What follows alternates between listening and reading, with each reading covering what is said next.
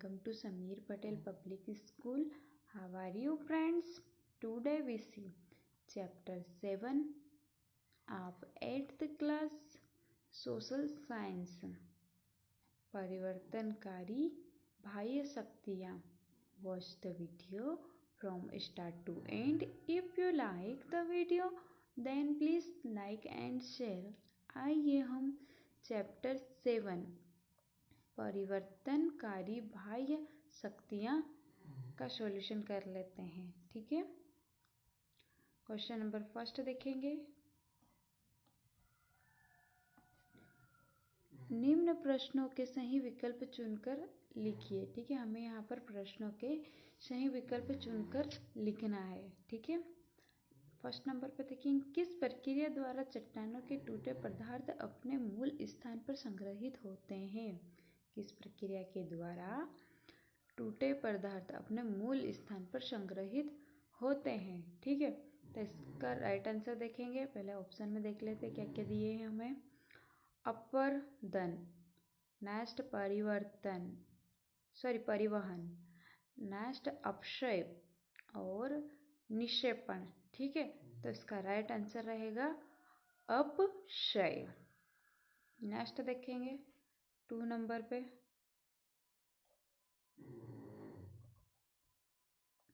निम्न में से किस क्षेत्र में पवन अपने कार्य संपन्न करती है? किस क्षेत्र में पवन अपने कार्य संपन्न करती है? ठीक है, तो अपन देखेंगे ऑप्शन में मरुस्थलीय क्षेत्र में, पर्वतीय क्षेत्र में, समुद्र तटीय क्षेत्र में, मैदानी क्षेत्र में. ठीक है, तो इसका राइट आंसर रहेगा मरुस्थलीय क्षेत्र में. ठीक है, नेक्स्ट देखेंगे थर्ड नंबर पे. Question number third.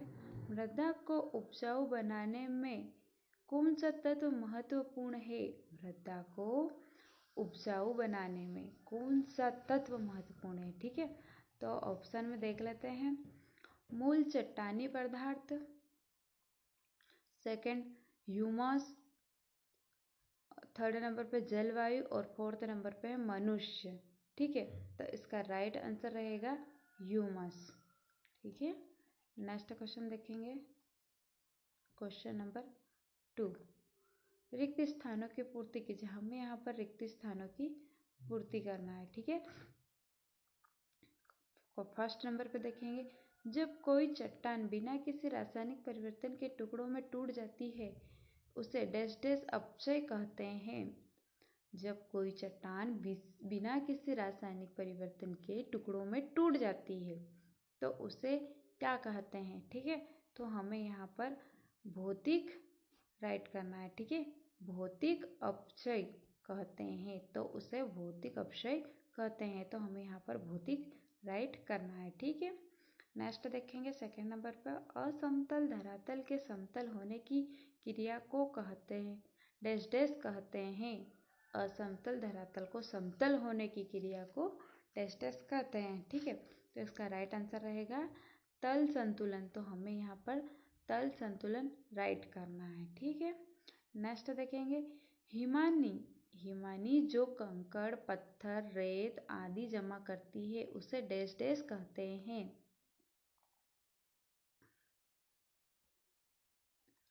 तो हमें यहाँ पर राइट करना है हिमोड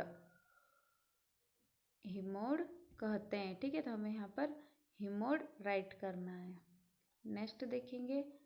नदी के विक्षेपण से डैश डैश झील का निर्माण होता है. नदी के विक्षेपण से कौन सी झील का निर्माण होता है?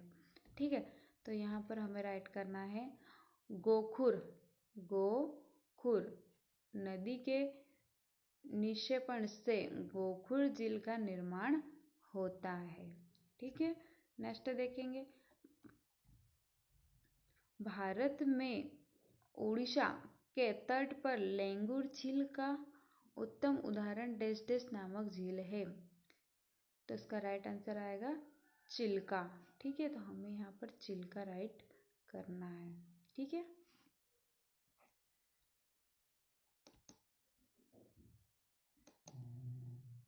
क्वेश्चन नंबर थर्ड में देख लेते हैं. शॉर्ट क्वेश्चन सॉल्यूशन करना है. ठीक है, फर्स्ट क्वेश्चन देखते हैं, नदी के 3 कार्य कौन कौन से हैं?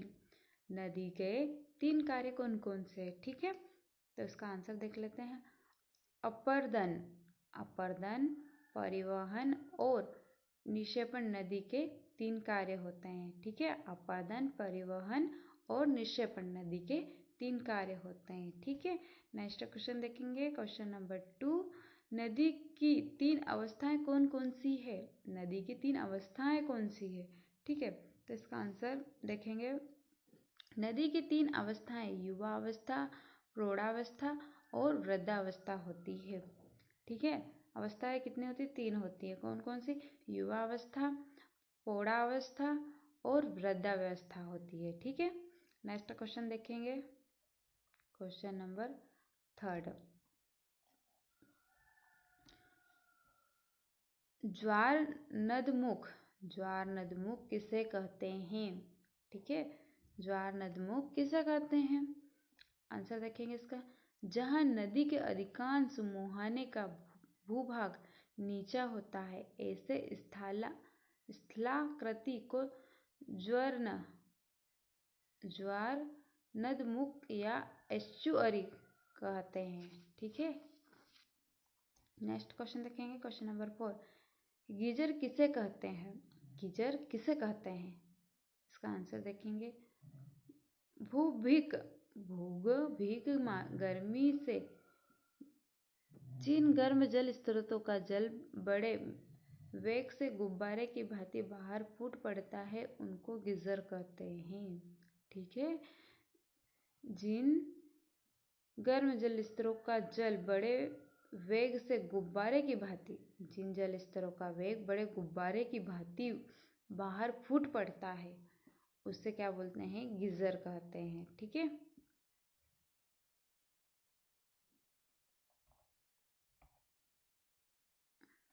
क्वेश्चन नंबर 5 देखेंगे, यारदांग कौन बनाता है? यारदांग कौन बनाता है? ठीक है, इसका आंसर देखेंगे, पवन अपवर्दन से यारदांग की आकृति बनती है। पवन अपवर्दन से यारदांग की आकृति बनती है। नेक्स्ट क्वेश्चन देखेंगे, लेंगुर किसे कहते हैं? लेंगुर किसे कहते हैं?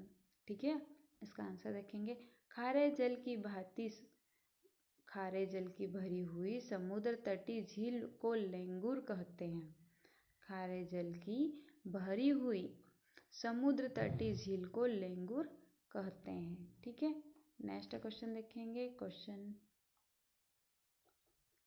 लघु उत्तरीय प्रश्न। अब हम यहाँ पर लघु उत्तरीय प्रश्न डिस्कस करेंगे। ठीक है, क्वेश्चन नंबर 1, मृदा निर्माण के प्रमुख कारकों के नाम लिखिए। मृदा के निर्माण के प्रमुख कारकों के नाम लिखिए। ठीक है, इसका आंसर देखेंगे, चट्टानों के अपक्षय और अपवर्दन की क्रिया मृदा का निर्माण होता है। चट्टानों के अपक्षय और अपवर्दन की क्रिया के द्वारा मृदा का निर्माण होता है। मृदा निर्माण के में सहायक कारकों में मुख्य है।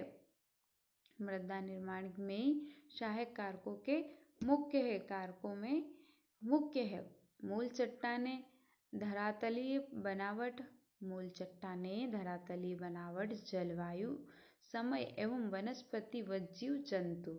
ठीक है, नेक्स्ट क्वेश्चन देखेंगे, क्वेश्चन नंबर 2, अपक्षय किसे कहते हैं? अपक्षय के विभिन्न कारकों के नाम लिखिए। अपक्षय किसे कहते हैं? अपक्षय के विभिन्न प्रकारों के नाम लिखिए। ठीक है,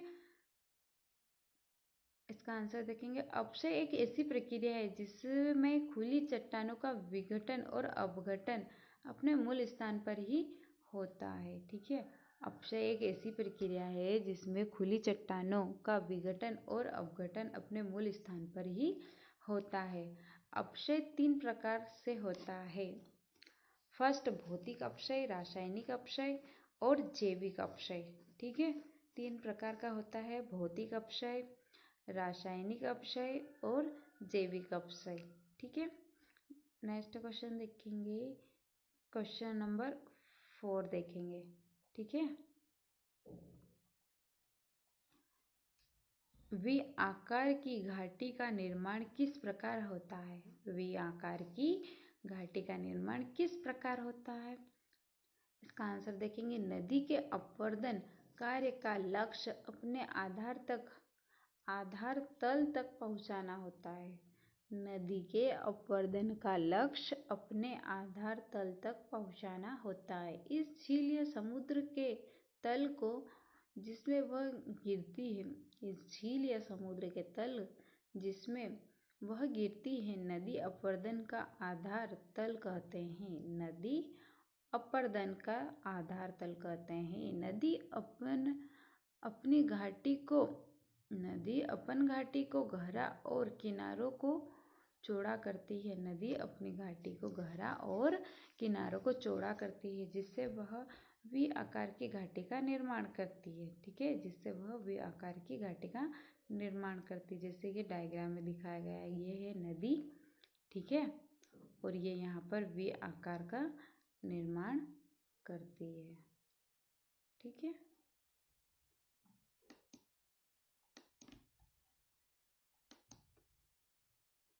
क्वेश्चन नंबर 6 देखेंगे, भूमिगत जल स्तर किसे कहते हैं?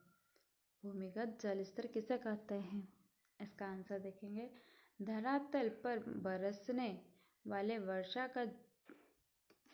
जल का कुछ जल रिस कर भूमि में चला जाता है। भूमिगत जल का वह तल जिसके नीचे चट्टानें जल से पूरी तरह भरी होती है, वह भूमिगत जल स्तर कहलाता है। ठीक है, भूमिगत जल स्तर कहलाता है। नेक्स्ट देखेंगे क्वेश्चन नंबर 7, दीर्घ उत्तरीय प्रश्न। हमें यहाँ पर दीर्घ उत्तरीय प्रश्न का सॉल्यूशन करना है। ठीक है, क्वेश्चन नंबर 5 देखेंगे, तल संतुलन की प्रक्रिया को समझाइए। तल संतुलन की प्रक्रिया को समझाइए। ठीक है, परिवर्तनकारी बाह्य शक्तियाँ धरातल को समतल करने के लिए निरंतर क्रियाशील रहते हुए अपवर्दन, परिवहन और निक्षेपण का कार्य करती है। इसे ही तल संतुलन कहते हैं। परिवर्तनकारी बाह्य शक्तियाँ धरातल को समतल करने के लिए निरंतर क्रियाशील रहते हुए अपवर्दन, परिवहन और निक्षेपण का कार्य करती है। इसे ही तल संतुलन कहते हैं। नदियाँ, हिमानियाँ, पवन, भूमिगत जल और समुद्री लहरें तक संतुलन के प्रमुख कारक हैं। तल संतुलन के कार्यों को दो भागों में बांट सकते हैं या बांटा जा सकता है। तल संतुलन के कार्यों को दो भागों में बांटा जा सकता है। ठीक है, फर्स्ट है निम्नीकरण और सेकंड उच्चयन या अधिवृद्धिकरण। ठीक है, अपवर्दन की प्रक्रिया द्वारा चट्टानों को घिसकर, खुरसकर या काटकर उनको अपने मूल स्थान से हटा दिया जाता है। इससे ऊंचे स्थान धीरे धीरे नीचे होते हैं। इस प्रक्रिया को निम्नीकरण कहते हैं। निचले क्षेत्रों या गड्ढों में अपरदित पदार्थों के जमा होते रहने को निक्षेपण कहते हैं। अपरदित पदार्थ गड्ढों में जैसे जैसे भरता जाता है, उसकी ऊंचाई बढ़ती जाती है। इस प्रक्रिया को उच्चयन या अधिवृद्धिकरण कहते हैं। ठीक है, नेक्स्ट क्वेश्चन देखेंगे, क्वेश्चन नंबर 2, मृदा अपवर्दन किसे कहते हैं? ये मोस्ट आईएमपी क्वेश्चन है, इसको अच्छे से समझना बच्चों। मृदा अपवर्दन किसे कहते हैं? मृदा अपवर्दन के कारण तथा संचरण के 3 उपाय लिखिए। ठीक है, मृदा अपवर्दन के कारण तथा संचरण के 3 उपाय लिखिए। मृदा अपवर्दन